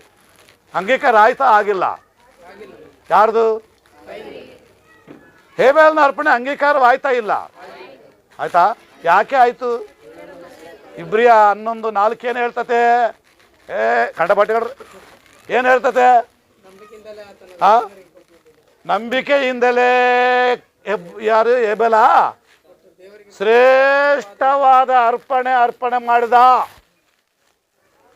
ನೀವು ಇಷ್ಟೆಲ್ಲ ದೇವರಿಗೆ ಸೇವೆ ಮಾಡ್ತಾ ಇದ್ರಲ್ಲ, ವರ್ಷ ಅಲ್ಲಲ್ಲಿ ಮೀಟಿಂಗು, ಅಲ್ಲಲ್ಲಿ ವಾಕ್ಯ, ಮತ್ತೆ ಅಂತ ಡೀಕನ್ಸ್ ಮೀಟಿಂಗ್ ಬರ್ತಾ ಇದ್ರಿ ಪ್ರತಿ ತಿಂಗಳು. ಅಲ್ಲ, ಅಲ್ಲಿ ಮೀಟಿಂಗು, ಇವೆಲ್ಲ ನಾವು ಮಾಡ್ತಾ ಇದ್ದೀವಲ್ಲ, ಯಾವ ಮನಸ್ಸಿನಿಂದ ನೀವು ಮಾಡ್ತಾ ಇದ್ದೀರಿ? ಯಾವ ಉದ್ದೇಶದಿಂದ ನೀವು ಮಾಡ್ತಾ ಇದ್ದೀರಿ? ನೀವು ಮಾಡುವಂಥ ಈ ಕೆಲಸ ದೇವರಿಗೆ ಮೆಚ್ಚುಗೆ ಆಯಿತಾ? ಅಲ್ಲ, ದೇವರಿಗೆ ಮೆಚ್ಚುಗೆಯಾಗುವಂಥ ಕೆಲಸ ನಾವು ಮಾಡಬೇಕು. ಸ್ವಲ್ಪ ಹೇಳ್ತೀನಿ ನಾನು, ಟೈಮ್ ಭಾಳ ಐತೆ. ಸಬ್ಜೆಕ್ಟ್ ನಮ್ಮ ಬಹುಮಾನ ಹೇಳ್ಬೇಕಂತಿದ್ದೆ, ಇವ್ರು ಬಹುಮಾನ ತಗೊಂಡ್ರೆ ಮತ್ತೊಂದು ಬಹುಮಾನ ಇನ್ನೊಂದು ಐತೆ, ಅದು ತಗೋಬೇಕಂತ ಹೇಳಬೇಕಿದ್ದೆ. ಅದಕ್ಕೆ ಟೈಮ್ ಇಲ್ಲ. ಬೆಂಗಳೂರನ್ನ ಮಾತಾಡೋಣ ಬೇಕಾರೆ. ದೇವ್ರ ದಯ ಮಾಡಿದ್ರೆ, ದೇವ್ರ ಅಪ್ಪಣೆ ಕೊಟ್ಟರೆ. ದೇವರು ಆರ್ಡರ್ ಮಾಡ್ದ, ಏನಪ್ಪ, ನಿನಗೆ ಒಬ್ಬನೇ ಮಗ ಇದ್ದಾನ. ಯಾರು? ನಾನು ಹೇಳೋವಾಗ ಅರ್ಥ ಬಿಡ್ತಲ್ಲ ನಿಮ್ಗೆ. ಮತ್ತೆ ನಾನು ಹೆಸರು ಹೇಳ್ಬೇಕಾ? ನಿನಗೆ ಒಬ್ಬನೇ ಮಗ ಇದ್ದಾನ. ಅದು ಕೂಡ ಯಾವಾಗ ಹುಡ್ತಾನೆ ನಿನಗೆ? ನೀನು ಮುದುಕನಾದಾಗ 99 ವರ್ಷ, ಅಪ್ರಾಕ್ಸಿಮೇಟ್ಲಿ 100 years. ಆ ಮುಪ್ಪಿನ ಅಪಾಯದಲ್ಲಿ ನಿನಗೆ ಮಗ ಹುಟ್ಟಿದನಲ್ಲ. ಈಗ ಅವನ ವಯಸ್ಸು 17 18 ವರ್ಷ ಐತೆ. ನನಗೆ ಅವನ ಅರ್ಪಣೆ ಆಗಬೇಕು. ಏನಾಗಬೇಕು? ನನಗೆ ಅವನು ಬಲಿ ಆಗಬೇಕು. ಎಂಥ ಬಲಿ ಆಗಬೇಕು? ಬಲಿ 4-5 ಇದಾವ. ಅದರಲ್ಲಿ ಬಹಳ ದೇವರಿಗೆ ಇಷ್ಟವಾದದ್ದು ಅಂದರೆ ದಹನ ಬಲಿ. ಅದನ್ನು ಕೇಳ್ದ ದೇವರು. ಯಾವುದನ್ನು ಅರ್ಪಣೆ ಮಾಡಿ ಬಲಿಪೀಠದ ಮೇಲೆ ಬಲಿ ಮಾಡಿದ ಮೇಲೆ ದಹನ ಅಂದರೆ ಸುಟ್ಟು ಬಿಡ್ಬೇಕು. ಅದನ್ನು ಏನೇನು ಕಾಣಬಾರ್ದು. ಅದು ಮನೆ ಒಬ್ಬನ ಸುಟ್ಟಿನಲ್ಲಿ ಹೆಂಟಿನ ಗೊತ್ತಾಗಿಲ್ಲ ತಿಳಿದ ఇంకదేల్దా నీకే ఏం ఇంత అనుకుంటావు నువ్వు కుక్కర్లేసి ఉడకబెట్టలేదా అయ్యో పెన్లామని నరికి పీసులు చేసి 72 ముక్కలు చేసి కుక్కర్లు వేసి పొద్దున్న సందకరదాకా 8 అవర్స్ ఆ పని చేసి ఉడకబెట్టి పుడి పుడి చేసి నీళ్ళలో కలిపి కదా నా పెన్లాం పోయిందని చెప్పి వాడే కంప్లీట్ ఇవ్వలేదా నిర్బన్ రూమర్లు వస్తున్నాయి ఏం చెప్తుంటాను వాక్యము ನಿನ್ನ ಮಗ ನನಗೆ ಬೇಕಪ್ಪ ಯಾರು ಬೇಕು ನಿನ್ನ ಮಗ ನನಗೆ ಬೇಕು ಏನು ದೇವರು ರಕ್ತ ಕುಡಿತಾನ ಇಸಾಕನ ಮಾಂಸ ಎಲುಬು ತಿಂತಾನ ಯಾಕೆ ಕೇಳ್ತಾ ಇದ್ದಾನ ನೀವೇ ಹೇಳ್ರಿ ಯಾಕೆ ಕೇಳ್ತಿರ್ತಾನೆ ಅಬ್ರಾಹ್ಮನ ಮಾತಾತ ಯಾಕೆ ಪರೀಕ್ಷೆ ಮಾಡಬೇಕಪ್ಪ ಮೊದಲೇ ಅಬ್ರಾಹ್ಮ ಅಂದರೆ ದೇವ್ರಿಗೆ ಭಾಳ ಪ್ರೀತಿ ಅಯ್ಯಯ್ಯಯ್ಯ Abraham is the friend of God ಏನಂತೆ ದೇವರಿಗೆ ಸೇವಕ ಅಂದಮೇಲೆ ಇನ್ನು ದೇವರ ಸ್ನೇಹಿತ ಅಂದಮೇಲೆ ದೇವ್ರು ಮತ್ತೆ ಶೋಧನೆ ಮಾಡ್ಬೇಕು ಅದನ್ನು ಪರಿಶೋಧನೆ ಮಾಡ್ತಾ ಇದ್ದಾನೆ ಅಪ್ಪ ನನಗೊಂದು ಅರ್ಪಣೆ ಬೇಕು ಆಯ್ತು ದೇವರೇ ಮಾಡೋಣ ನನಗೆ ಮೆಚ್ಚಿಗೆ ಆಗುವಂಥ ಅರ್ಪಣೆ ಬೇಕು ಆಯ್ತಪ್ಪ ದೇವರೇ ಮಾಡೋಣ ಖಂಡಿತ ಮಾಡ್ತೇವೆ ನೀನು ಹೆಂಗೆ ಹೇಳಿದ್ರೆ ಹಂಗೆ ಮಾಡ್ತೀನಿ ಯಾಕಂದ್ರೆ ನೀನು ನನ್ನ ಸ್ನೇಹಿತಲ್ಲ ಅಬ್ರಾಹ್ಮ ಹೇಳ್ತಾನೆ ದೇವ್ರಿಗೆ ನೀನು ನನ್ನ ಸ್ನೇಹಿತಲ್ಲ ನೀನು ನನ್ನ ಪ್ರಾಣ ಬೇಕಾದ್ರೆ ಕೊಡ್ತೀನಿ ಹೌದಾ ನಿನ್ನ ಪ್ರಾಣ ನನಗೆ ಬೇಕಾಗಿಲ್ಲ ಏನು ಬೇಕಾಗಿಲ್ಲ ನಿನ್ನ ಪ್ರಾಣ ನನಗೆ ಬೇಕಾಗಿಲ್ಲ ನೀನು ಅಂಥವನೇ ನನಗೆ ಗೊತ್ತೈತೆ ಆದರೆ ನೀನು ಬಹಳ ಪ್ರೀತಿ ಮಾಡುತ್ತಿರುವಂಥ ಒಬ್ಬನೇ ಮಗನಾಗಿರುವಂಥ ನಿನ್ನ ಆ ಇಸಾಕನನ್ನು ಮೋರಿಯಾ ಪರ್ವತಕ್ಕೆ ಹೋಗಿ ಅಲ್ಲಿ ಒಂದು ಗುಡ್ಡದ ಮೇಲೆ ನನಗೆ ದಹನ ಬಲಿ ಅರ್ಪಣೆ ಮಾಡಬೇಕು ನನಗೆ ಬೇಕು ಅಂತ ಬೈಬಲಲ್ಲಿ ಒಂದು ಮಾತು ಭಾಳ ಚೆನ್ನಾಗಿದೆ ಯೋವನ ಪುಸ್ತಕದಲ್ಲಿ ಕೀರ್ತನೆಗಳಲ್ಲಿ దేవుడు వృషభముల మాంసము తినునా వృషభములు అంటే ఎద్దుల యొక్క రక్తము తాగునా మాంసము తినునా ಮತ್ತೆ ಯಾಕೆ ಹೇಳ್ದ ದೇವರಿಂಗ ಅಬ್ರಾಹ್ಮನ ಏನು ಪರೀಕ್ಷೆ ఏనాగితే అబ్రాహ్మ విశ్వాస ఈడా నీకోసం ప్రాణం ఎత్తానన్నాడు నీకోసం చనిపోతానన్నాడు పేతురు మాదిరి కాదు అబ్రాహ్మ మాట అంటే మాటే ఏమద్దలే కానీ ఒక పని చేయి నీ కొడుకు నాకు బలి చేయనాడు ఇప్పుడేమైపోయింది ఏకదమ్ నా ఏం చేయాలా ఎవరితో ఈ విషయం డిస్కస్ చేయాలా ఎవరితో మాట్లాడాలా ఎవరికి ఇన్ఫర్మేషన్ చెప్పాలా ఎవరిని అడగాల ఇప్పుడు పోయి అడగాల నా భార్యని అడిగితే భార్య ఎవరికి ఉంటుందా కొడుకు పుట్టుకు ముందే నవ్వేసింది దేవుడి మాటలు విని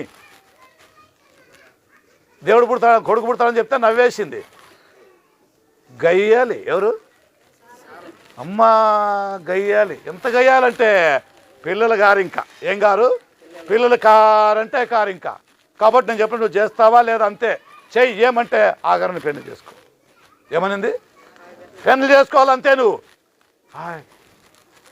వద్దు నువ్వు చేసుకోవాలా ఏం చేసుకోవాలా ఇట్లాంటి వాడికి అడ్డం పడి పాపం చేపించింది కదా అబ్రాహ్మతో ఇప్పుడు ఈ కార్యానికి అడ్డం పడుతుందా లేదంటారా పడుతుందా లేదంటారా ఖచ్చితంగా కదా ఇప్పుడు బలి చేసాక అబ్రాహ్మ పోతున్నాడు కొడుకుని తీసుకొని వాని పైన ఏం పెట్టినాడు కట్టెలు మోపు పెట్టినాడు సౌది అవని ಮೇಲೆ ಇಟ್ಟನ ಕತ್ತಿ ಇತನ ಕೈ ಇಟ್ಕೊಂಡನ ಬೆಂಕಿ ಇಟ್ಕೊಂಡನ ಅಲ್ಲ ಗುಡ್ಡ ಏರ್ತಾ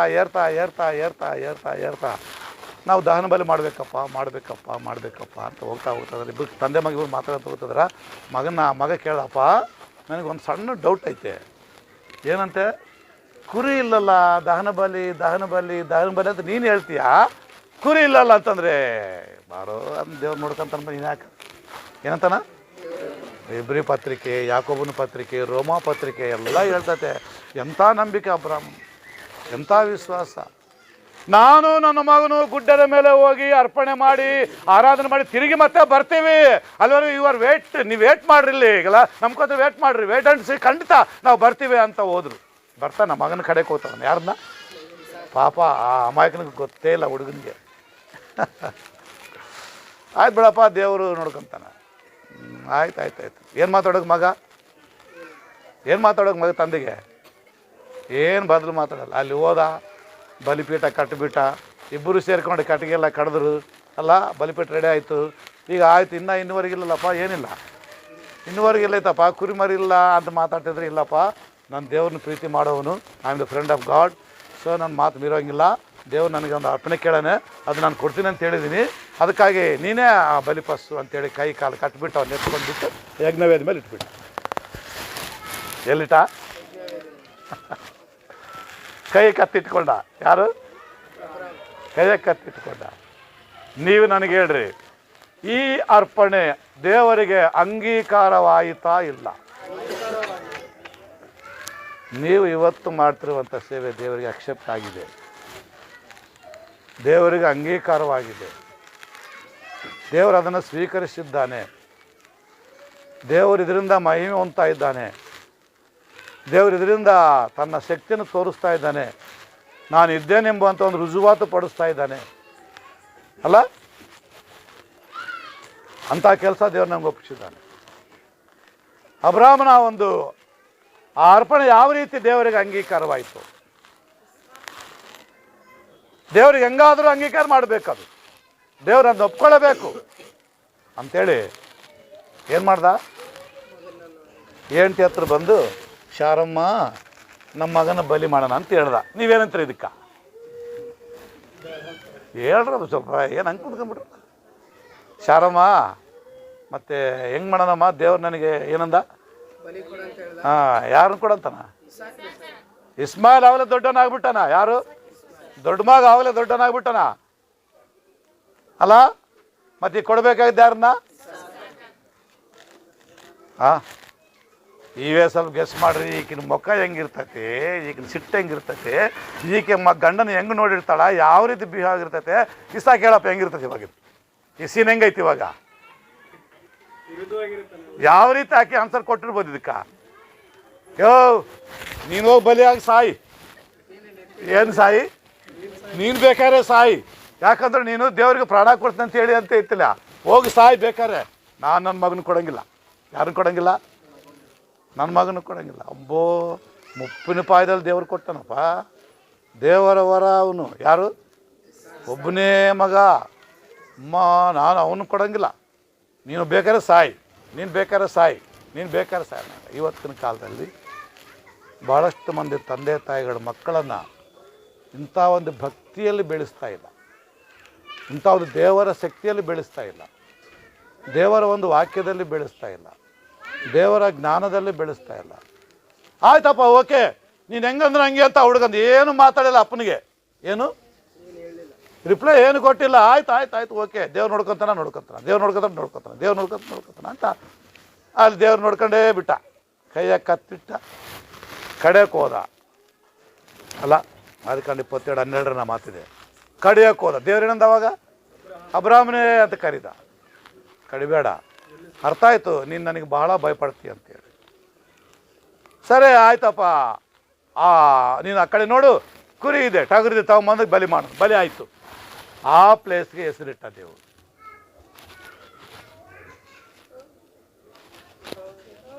ಯೆಹೋವ ಈರೆ ಅಂತ, ಯೆಹೋವ ಈರೆ, ಇಬ್ಬರು ಭಾಷೆ ಯೆಹೋವ ಈರೆ. ಏನಪ್ಪ, ಯಾವಾಗಲ ಬರ್ಸಿದಂಗೆ ನೋಡಿ ವಾಕ್ಯ, ಅದು ಬರ್ಕೊಂಡಿಲ್ಲಲ್ಲ, ಈಗೇನು ಬರ್ಕೋದಕ್ಕೇನೈತೆ? ಯೆಹೋವ ಈರೆ. ಹಾಂ, చూసుకోడా దేవుడు? ఖండితంగా చూసుకుంటాడు. యెహోవా ఈరే అని పేరు పెట్టాడు అబ్రాహాం దానికి. కన్నడ బైబిల్లో ఒక రకంగా ఉంది, ದೇವರೇ ದಯಪಾಲಿಸುವನು. ಏನಂತೆ? ಕನ್ನಡ ಬೈಬಲ್ನಲ್ಲಿ ಹಂಗಿಲ್ಲ, ದಯಪಾಲಿಸು ಅಂತ ಆಯ್ತು ನೋಡ್ರಿ. ದೇವರೇ ದಯಪಾಲಿಸುವನು ಅಟ್ಲುಂಟುಂది. ನಾನು ಒಂದು ಮಾತು ಕೇಳ್ರಿ, ದಯಪಾಲಿಸುವಂಥ ವರ್ಡ್ ಯಾಕೆ ಅಲ್ಲಿ ಯೂಸ್ ಮಾಡಿದ್ದಾರೆ ಅಲ್ಲಿ? ಹಾಂ, ತೆಲುಗಿನಲ್ಲಿ ದೇವ್ರು ನೋಡ್ಕೊಂತ ಅಂತ ಹೇಳೇನ. ಏನಂತೆ? ತೆಲುಗಿನಲ್ಲಿ ದೇವ್ರು ನೋಡ್ಕೊಂತಾನ ಅಂತ ಹೇಳೇನ. ಅಲ್ಲಿ ಕನ್ನಡದಲ್ಲಿ ಹಂಗಿಲ್ಲ. ಏನೈತೆ? ಒದಗಿಸುವನು ಅಂದರೆ ದಯಪಾಲಿಸುವನು ಅಂತ ಅರ್ಥ. ಇಂಗ್ಲೀಷ್ನಲ್ಲಿ ಗಾಡ್ ಆಸ್ ಗಿವಿಂಗ್. ಯಾರು ಕೊಡ್ತಾರಂತೆ? ಅವರೇ ಕೊಡ್ತಾರೆ, ದೇವರೇ ಕೊಡ್ತಾರಂತ ಇಂಗ್ಲೀಷ್ನಲ್ಲಿದೆ. తెలుగుನಲ್ಲಿ ಸ್ವಲ್ಪ డిఫరెంట్ ಇದೆ. చూసుకుంటాడు.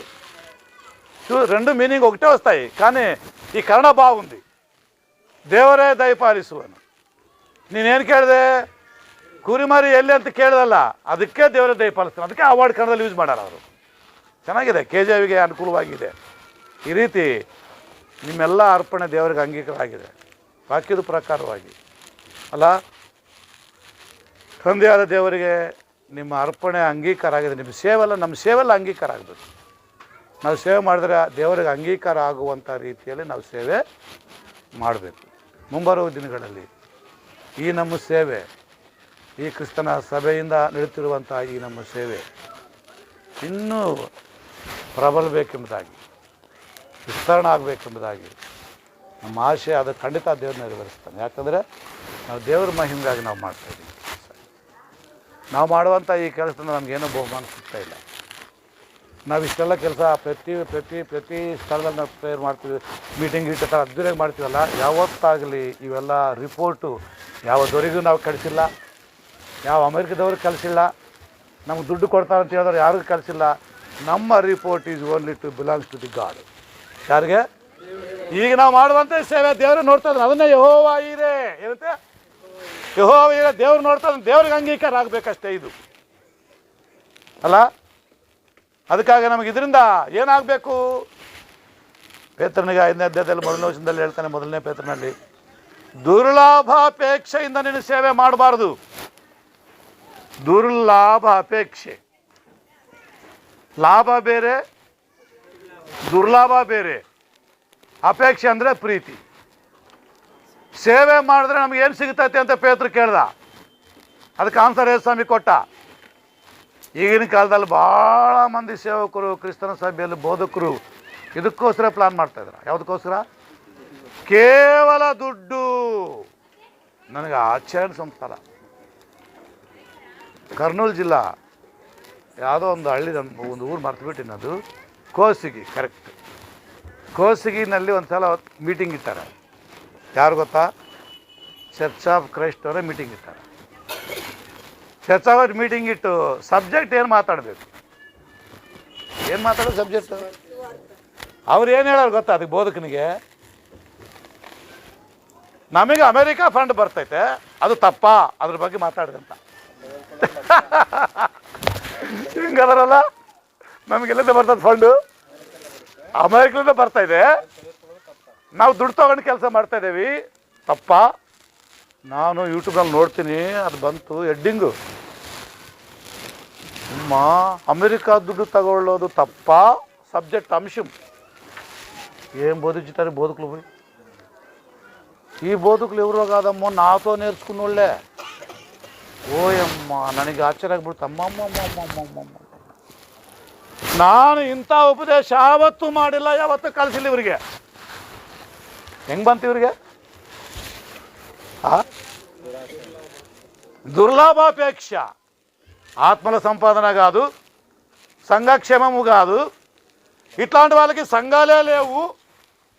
ఏ ఇంటి పోయి ప్రాంతం అది ఒక సంఘమే, ఎవరు చేస్తే అక్కడ అది ఒక సంఘమే, ఎవరితో మాట్లాడితే అది అక్కడ ఒక సంఘమే. పనికి రాకున్న వాళ్ళందరినీ ప్రీచర్లు అనేది. ఎవరిని? వానికి ఏమీ తెలియదు, వానికి ప్రార్థన చేసేకి రాదు, వాక్యం చెప్పేకి రాదు, కనీసం బైబుల్ చదివేకి కూడా రాదు, ఏమీ రాదు. సంఘంలో పెద్ద చేసేది, వాని ప్రీచర్ అని పిలిచేది, వాడిని ఇవాంజలిస్ట్ అని పిలిచేది. ఏముంది అక్కడ? ఏముందంటే వీళ్ళ లిస్ట్ అంతా రాసి అక్కడికి పంపించి అక్కడ డబ్బు తెచ్చుకొని వీడు కింగ్ అయి కూర్చుంటాడు అనమాట. ఈ దద్దములకి ఏం తెలుస్తుంది? ఈ దద్దములకి ఏం తెలుదు. బో బో బో బో బో బో మాకు ఒక 1000 ఇస్తాడు, నాకు ఒక 500 ఇస్తాడు, నాకు ఒక 2000 ఇస్తాడు. చాలా మంచోడు, చాలా మంచోడు, చాలా మంచోడు. అందుకే అమెరికా డబ్బు తీసుకోవడము తప్ప? తీసుకోవచ్చా? తీసుకోకూడదా? తీసుకుంటాం కదా, సేవకే ఇస్తాం కదా, సేవకులకే ఇస్తాము కదా. అమ్మా, క్రైస్తవుల్లో ఉన్నటువంటి బోధకుల్లో ఉండే శ్రీమంతులు ఎక్కడ? అమెరికా కోట్లన్నీ క్రైస్తవులుంటూనే ఉన్నాయి. చాలా దుర్మార్గులు. మళ్ళీ పైన బోధిస్తారు, ధనవంతుడు దేవుని రాజ్యానికి వారసుడు కాడంట. ఏం కాడట? ಕನ್ನಡದಾಗ ಹೆಂಗೆ ಹೇಳ್ಬೇಕು? ಬಾಬಾ ಇದು ವರ್ಡ್ ಡಿಫ್ರೆಂಟ್ ವರ್ಡ್ ಹೇಳ್ಬಿಟ್ಟಪ್ಪ. ಐಶ್ವರ್ಯವಂತನು ದೇವರ ರಾಜ್ಯಕ್ಕೆ ಸ್ವರ್ಗಕ್ಕೆ ಇಲ್ಲ. ಎಲ್ಲಾರ ಹೇಳ್ತಾರೆ ಸ್ವರ್ಗಕ್ಕೆ ಹೋಗ್ತೀನಂತ, ಎಲ್ಲಿ ಹೋಗ್ತಾರಂದ ನನಗೆ ಗೊತ್ತಿಲ್ಲಿವರ ಬಣ್ಣ. ನಮಗೆ ಇಂಥ ಬಣ್ಣೆಲ್ಲ ಇವ್ರದ್ದು ಗೊತ್ತೈತೆ, ದೇವ್ರಿಗೆ ಹೆಂಗೆ ಗೊತ್ತಿರಬೇಕು? ನನಗೆ ಭಾಳ ಬೇಜಾರಾಗ್ತೈತೆ, ಚಿಂತೆ ಆಗ್ತೈತೆ. ಒಂದ್ಸಲ ಆಶ್ಚರ್ಯ ಪಡ್ತೀನಿ, ನನ್ನ ಹತ್ರ ವಾಕ್ಯ ಕಳೆದು ನನ್ನ ಹತ್ರ ಬೆಳೆದು ಹೊರಗಡೆ ಹೋಗಿ ನಾನು ಯಾವ ರೀತಿ ಪ್ರಸಂಗ ಮಾಡ್ತೀನಿ ಅದೆಲ್ಲ ನೋಡಿ ಎಲ್ಲ ಕಲ್ತು ಕೂಡ ಅದನ್ನೆಲ್ಲ ಬಿಟ್ಟೋಗಿ ಹೊರಗಡೆ ಹೋಗಿ ಯಾರು ದುಡ್ಡು ಕೊಡ್ತಾವ್ರ ಬಾಯಿಂಗ ಸ್ವಲ್ಪ ಹಾಕಪ್ಪ ಒಳಗಂತ. ಇವ್ರಿಗೇನೈತೆ ಏನಿಲ್ಲ ನೋಡಿದ್ರ, ನೌಕರಿ ಮಾಡ್ತಾರೆ, ಮತ್ತೆ ಪ್ರಾಪರ್ಟಿ ಮಾಡ್ಕೊಂಡಿರ್ತಾರೆ, ಮತ್ತೆ ಎಲ್ಲ ಇರ್ತಾವೆ, ಮತ್ತೆ ಎಲ್ಲ ಚೆನ್ನಾಗಿರ್ತಾವೆ, ಅದ್ಧೂರಿಯಾಗಿ ಕಾರ್ ಇರ್ತೈತೆ, ಬಂಗ್ಲಾ ಇರ್ತೈತೆ, ಗೌರ್ಮೆಂಟ್ ನೌಕರಿ ಇರ್ತೈತೆ, ಬ್ಯಾಂಕ್ ಬ್ಯಾಲೆನ್ಸ್ ಇರ್ತೈತೆ, ಎಲ್ಲ ಇರ್ತಾವ. ನಾನು ಕೋಟ್ ಹಾಕೊಂಡು ವಾಕ್ಯ ಹೇಳ್ತಾ ಇದ್ದೀನಲ್ಲ, ಯೂಟ್ಯೂಬ್ನಲ್ಲಿ ವಾಕ್ಯ ಹೇಳ್ತೀನಲ್ಲ, ಭಾಳ ನನಗೆ ಫೋನ್ ಮಾಡಿ ನನ್ನ ಕೋಟಿ ಅನ್ಕೊಂಡ್ಬಿಟ್ಟಾರ. ಈ ಕೋಟ್ ನೋಡಿ, ಈ ಕೋಟ್ ನನಗೆ ಕೋಟಿ ಅನ್ಕೊಂಡ್ಬಿಟ್ಟಾರ. ಅವರು ಫೋನ್ ಮಾಡ್ತಾರೆ, ಇವಾಗಲೂ ಮಾಡ್ತಾರೆ ಭಾಳ ಮಂದಿ, ಏನು ಹೆಲ್ಪ್ ಮಾಡ್ತೀನೇನೋ ಅಂತ. ನಾನು ಏನು ಅನ್ಕೊಂಡಾರ, ಜಾಸ್ತಿ ಕೊಟ್ಟು ಅನ್ಕೊಂಡ್ಬಿಟ್ಟಾರ ಅವರು. CS ಜಾಕಬ್ನ ಅಂತ ಅನ್ಕೊಂಡ್ಬಿಟ್ಟಾರೆ, ನನಗೆ ದುಡ್ಡು ಕೊಡೋ ಅನ್ಕೊಂಡ್ಬಿಟ್ಟಾರೆ ನನಗೆ. ಅದಕ್ಕೆ ಒಂದು ಪ್ರಸಂಗನೇ ಮಾಡಿಬಿಟ್ಟು ನಾನು ಯೂಟ್ಯೂಬ್ನಲ್ಲಿ. ಆವತ್ತಿದ್ದ ಫೋನ್ಗಳು ಬಂದಾಗ್ಬಿಟ್ಟು. ನಮಗೆ ಏನೂ ಇಲ್ಲ, ನಮಗಿರುವಂಥ ಒಂದು 6-7 ಸಭೆಗಳ ಮುಖಾಂತರ ನಾವು ಸೇವೆ ಮಾಡ್ತಾಯಿದ್ದೀವಿ. ನಮಗೆ ಯಾವ ಸ್ಪಾನ್ಸರು ಇಲ್ಲ, ಯಾರು ನಮಗೆ ಸಂಬಳ ಕೊಡೋಂಗಿಲ್ಲ. ಚರ್ಚಿನಾಗ ಕ್ಲೀನ್ ಮಾಡು, ಬಟ್ಟೆ ಹಾಕು, ನೀರಿಡು, ಟೇಬಲ್ ಒರೆಸು, ಕರ್ತನ ರೆಡಿ ಮಾಡು, ಇವೆಲ್ಲ ಮಾಡಿದ್ರೆ ನಂಗೆ 1000 ರೂಪಾಯಿ ಕೊಡ್ತೀನಿ ಅಂತ ಹೇಳೋರು ಯಾರು ನಮಗಿಲ್ಲ. ನಾವು ಮಾಡೋಂಗಿಲ್ಲ. ಅಂಥ ದುಡ್ಡಿಗಾಗಿ ದೇವರ ಕೆಲಸ ಮಾಡ್ತೀವಂತ ನಮ್ಮದಿಲ್ಲ. ಅದಕ್ಕೆ ನಮ್ಮ ಪ್ರತಿ ಸಭೆಗಳಲ್ಲಿ ಕೂಡ ಏನು ಮಾಡ್ತೀವಿ ನಾವು, ನೀವು ಕಷ್ಟಪಡಬೇಕು, ದುಡಿಬೇಕು, ಸಂಪಾದನೆ ಮಾಡಬೇಕು. ನಿಮ್ಮ ಸಂಪಾದನೆಯಲ್ಲಿ ಸಭೆಗೆ ನೀವು ಏನೋ ಧಾರಾಳವಾಗಿ ನಿಮ್ಮ ಕಾಣಿಕೆಯನ್ನು ಕೊಡಬೇಕು.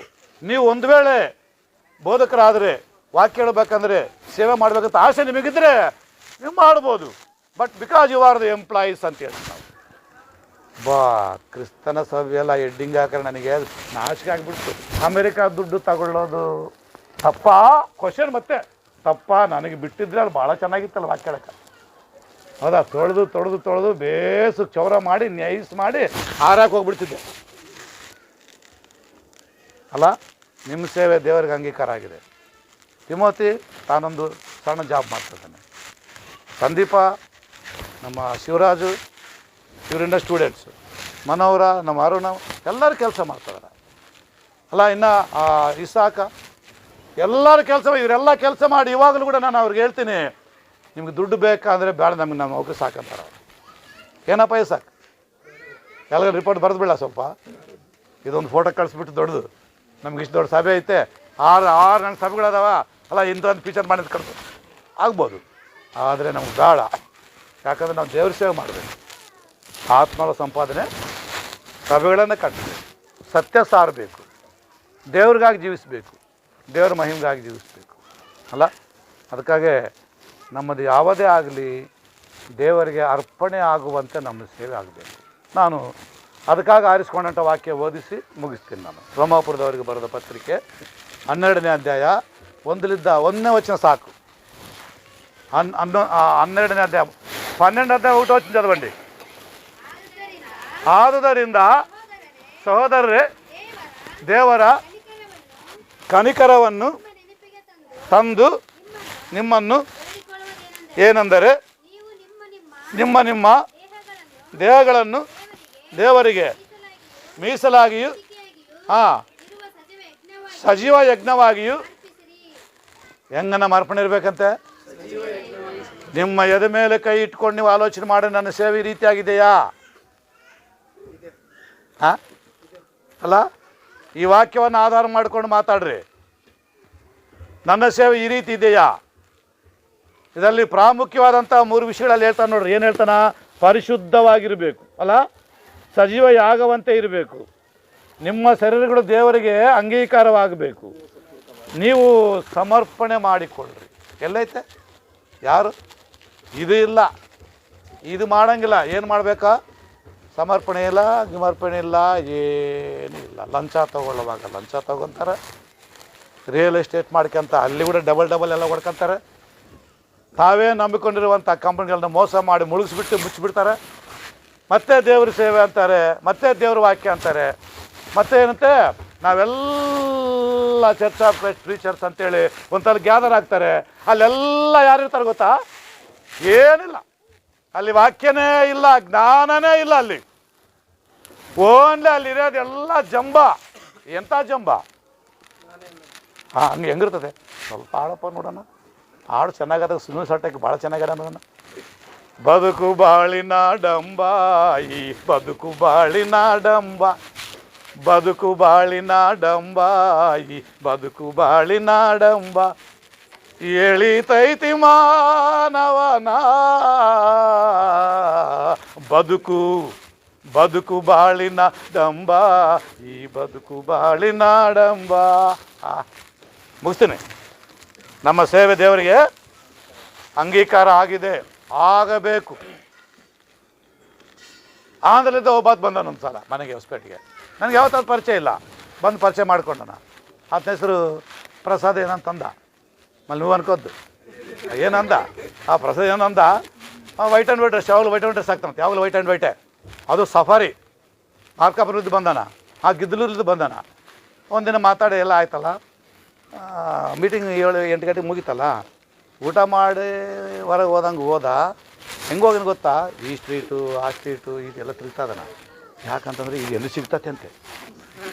ಇವ್ಯಪ್ಪ ದುರ್ಮಾರ್ಗಗಳು, ಇದು ಎಲ್ಲಿ ಸಿಗ್ತತೆ ಅಂತ. ಚರ್ಚ್ ಆಫ್ ಕ್ರೈಸ್ಟ್ನಲ್ಲಿರುವಂಥ ಕುಡುಕರು ಎಲ್ಲಿ ಇಲ್ಲ, ನಿಮಗೆ ಗೊತ್ತಿಲ್ಲನೋ? ಚರ್ಚ್ ಆಫ್ ಕ್ರೈಸ್ಟಲ್ಲಿ ಭಾಳ ಕುಡುಕರಿದ್ದಾರೆ, ಹೊರಗೆ ಕಾಣಂಗಿಲ್ಲ, ಮುಖದಾಗ ನೋಡ್ರಿ ಬೆಂಡ್ ಹಂಗೇ ಕಾಣ್ತಿರ್ತತೆ. ಏನಪ್ಪ ಅಂದರೆ ಬೇಸ್ ತಿಂತಿನಲ್ಲಿ ದಪ್ಪಾಗಿನಂತೆ. ಏನಂತೆ ಅದು? ಯಾವ್ದು ಹೊಡ್ತಾರ? ಗೋವಾದ ಹೊಡ್ತಾರಲ್ಲ, ಏನಂತಾರೆ ಅದನ್ನು? ಹಾಂ, ರಿಸ್ಕಿ ಗೋವಾದ ಹೊಡ್ತಾರಲ್ಲ, ಅದು ಹೇಳಂಗಿಲ್ಲ. ಒಬ್ಬನು ಇನ್ನೊಬ್ಬನ ಕಳಿಸ್ತು, ಇನ್ನೊಬ್ಬನ ಇದ್ದ ಚರ್ಚಾಪುರ ಎಷ್ಟು ತಾಗ್ತಾರೆ ಅದನ್ನು ಆಗುವ ನನ್ನ ನಡ್ತಾನು. ಅವ್ನು ನನಗೆ ಕೇಳ್ತಾನೆ, ಅವ್ನು ಅಯ್ಯೋಯ್ಯಪ್ಪ ಚರ್ಚಾಪುರ ತಾದಾಡು ಬದಾರ మీకు తెలుసా? నీకు తెలుసు కదా. వాడు నన్ను అడుగుతున్నాడు, నేనేం చెప్పాలా? ఏం చెప్పాలి నేనంటే తాగినప్ప అన్నాను. అట్ట నువ్వు చాలా వెనుకబడినావు బ్రదర్. ఇదేందప్ప చెప్పండి. మద్యముతో మద్యముతో మద్యముతో తాగద్దండి అని అర్థం. అది త్రాగబోదని కావద్దండి. వీళ్ళు ఏం వాక్యం చూపిస్తారు? నీకు అప్పప్పుడు అప్పప్పుడు అప్పప్పుడు అప్పప్పుడు అప్పప్పుడు కడుపు నొప్పి అనేది లేస్తుంది కదా. ఏం లేస్తుందట? అది తగ్గాలంటే కూల్ పదార్థం కావాలి. అన్నిట్లో కల్లా కూలు ఏదంట? బీరు. అది బీరు తాగితే తప్పేం లేదు. నువ్వు ఒక్కడే చూడప్ప చేసేపెట్టి తాగు, అందరూ తాగుతారంట. అమ్మా ఎంత మోసం నిజంగా. నాకు బాగా తెలుసు, చాలామంది వాక్యం చెప్తున్నారే కానీ త్రాగుబోతుంది అంటూ ఉన్నారు. ఏ మనిషి తిరుగుతూ ఉన్నాడు, అది దొరకలేదు. అది ఎట్లో దొరికింది, తాగినాడు. రాత్రి 9 గంటలు పడదు ఇంటికి వచ్చినాడు కదా. ప్రార్థన ఎందుకు పండుగ వస్తే ముఖమంతా నీరు కారుతా ఉన్నాయి. నాకు డౌట్ వచ్చింది, ఏం పడతారంటే అట్లా బయటకు పోయినాను కదా, కొంచెము సెట్టింగ్ చాలా అయిపోయింది బ్రదర్. ఈ సఫారీ వేస్తున్నాను కదా, యాదంట సఫారీ వేసినాక దానికి కొంచెం సెట్టింగ్ అయింది. అందుకే ఇట్లా పోయింది, ఇప్పుడు రిలీఫ్ అయిందిలే. ఎక్కడ పోదా పడకంట అనమాట. పడకూడదు ఇక్కడ, వద్దు. దేవుని పిల్లలు అట్లా కావద్దండి, అట్లా ఉండకూడదండి. మన సేవ ఎట్లా ఉండాలంట ఇక్కడ చెప్పిన 4 విషయాలు చెప్పినాడు. అది పరిశుద్ధంగా ఉండాల. రెండోది దేవునికి, అంతేనా? చదవండి అన్నమాట. ఊరికి యావో చెప్తే ఏం బాగుంటుంది. 12:1 పరిశుద్ధమును చదవండి, కంటపాటు మొద్దు. ఆ బైబిల్ చూసి చదవండి. పరిశుద్ధమును ఆ సహోదరులారా తెలుగులో చదవండి. ಸಹೋದರರೇ, ದೇವರ ಕನಿಕರವನ್ನು ನಿಮ್ಮ ನೆನಪಿಗೆ ತಂದು ನಿಮ್ಮನ್ನು ಬೇಡಿಕೊಳ್ಳುವುದೇನೆಂದರೆ ನೀವು ನಿಮ್ಮ ನಿಮ್ಮ ದೇಹಗಳನ್ನು ದೇವರಿಗೆ ಮೀಸಲಾಗಿಯೂ ದೇವರಿಗೆ ದೇಹ ಮೀಸಲು ಅಂದ್ರೆ reserve your body to the lord. ಮತ್ತೆ ಬೆಚ್ಚಿಗೆ ಇರುವ సజీవ యజ్ఞ ఇదే ನಿಮ್ಮ వివేక పూర్వకವಾದ ఆరాధన. ఇట్టి సేవ దేవునికి యోగ్యమైంది అంటాడు అక్కడ కింద. అదొద్దు ఒకటో వచ్చిన సార్లు నాకంతే. మీరు ఈ లోకమని సాధన అనుసరింపక ఉత్తమమును అనుకూలమునైనా సంపూర్ణమునైనా పరీక్షించి తెలుసుకున్నట్లు రూపాంతరం పొందండి. ఒకటో వచ్చిన ఏమంటుంది? ఇట్టి సేవ దేవునికి పరిశుద్ధమును. ఈ కొంచెం కన్ఫ్యూజ్ ఎందుకైతుందంటే ఈ కన్నడ వాళ్ళు కొంచెం లాస్ట్ వెనక్కి తెచ్చి పెట్టారు, ముందు పెట్టారు. ఈ ముందు వెనక్కి పెట్టింటారు, మధ్యలో ఆడబరిసింటారు. అట్లయిపోయి తెలుగులో కోయిన్సైడ్ కాకుండా సార్ చదవండి ఇప్పుడు. కాబట్టి సహోదరులారా పరిశుద్ధమును అనుకూలమునైన యాగముగా మీ శరీరమును కోనుడని మిమ్మల్ని బతిమాలుకుంటున్నా. మరి ఇట్టి సేవ ఇది దేవునికి సరిపోయిన సేవ. 4 పాయింట్లు దాంట్లో ఉన్నాయి. పరిశుద్ధంగా ఉండాలా కదా, సజీవయాగంగా ఉండాలా, దేహం దేవునికి అర్పణగా ఉండాలా. చూడండి, అట్లా మీరు ఉండాలని నేను మిమ్మల్ని బతిమాలుకుంటున్నాను. ఒక దైవసేవకుడు, ఒక అపోస్తులుడు సంఘాన్ని ఈ విధంగా మీరు ఎదగాలని లాస్ట్కి రూపాంతరం పొందండి అంటారు. ఆ విధంగా రాబోయే దినాల్లో కుడితిని యొక్క క్రీస్తు సంఘం జ్ఞానంలో ఇంకా బాగా ఎదగాలి, ఇంకా బాగా జ్ఞానాన్ని సంపాదించుకోవాలి.